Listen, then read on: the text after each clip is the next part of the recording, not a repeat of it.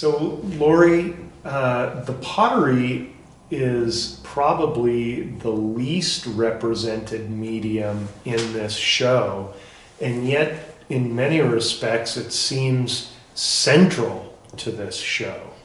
And I know that there's a story behind at least one of these pieces, but are there one or more pieces that you would like to tell us about? Yeah, actually, I was just a teenager when I started, and much of my artwork has revolved around nature and trees. These leaf dishes I make I use real leaves. This is a mulier that I press into the clay and form so that it looks like a real leaf. And, so, you know, I do that, but I love clay. I love the tactile of it, and I like doing new things. These little vases here have lace pressed into them and just funky little things going on.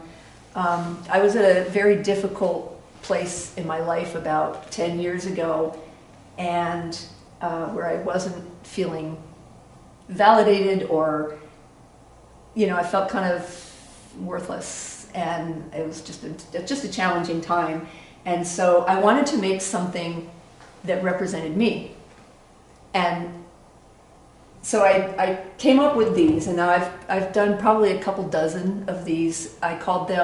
Originally I called it a self-portrait vase, and then I thought, well, nobody's going to understand that. So I just changed it to a portrait vase.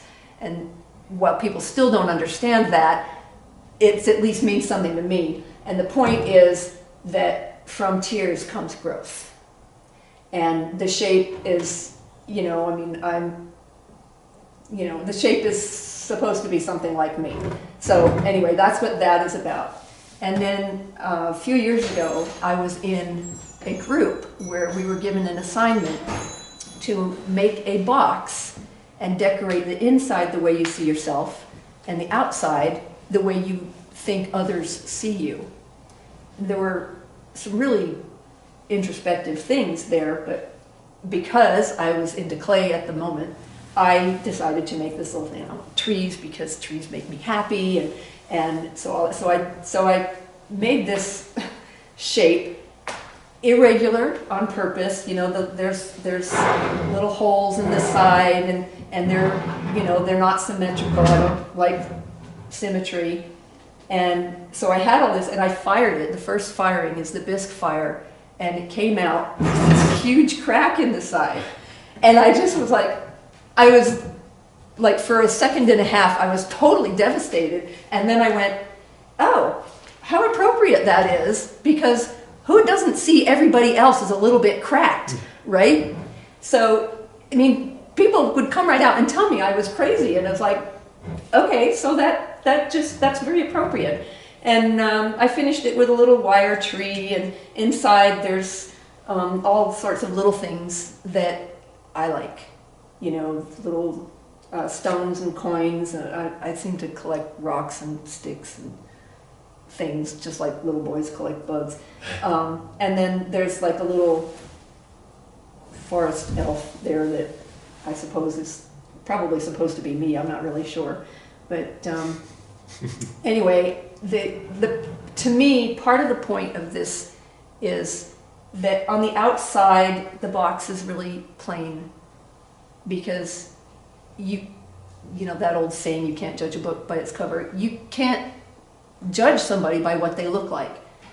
And whatever you see, you really can't make that judgment. You have to go close to it and look inside to see who this person is that you're talking to.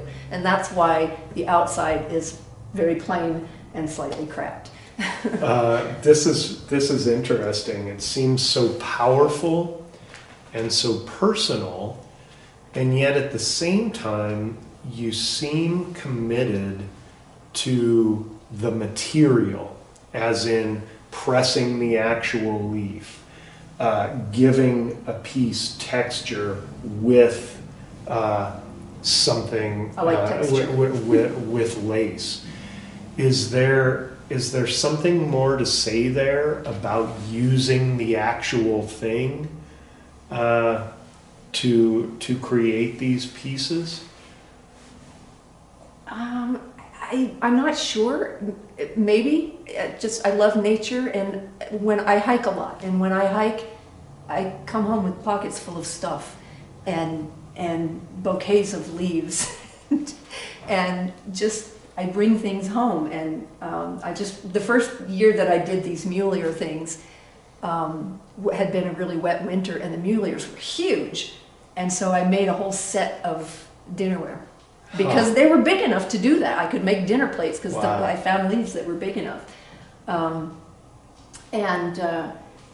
One of the pieces that I really liked was I took leaves. I took a bunch of the leaves that I had pressed and cut out individual leaves, and I made a teapot by using different leaves. I made a leaf to create the spout, and make the handle and everything, and little cups that were just leaves wrapped around with a leaf on the bottom, and everything is leafy and green, and to me comes from nature. And it's like I'm never lost in the woods, even if I don't know where I am. And I've never been lost and been afraid. I'm never afraid to be out in the woods. It's just that feeds me, and that's partly why I put the trees in here, is because that's what comforts me. That's what I feel at home when I'm lost in the woods. Well, this is wonderful and exceptional. Thank you. Thanks.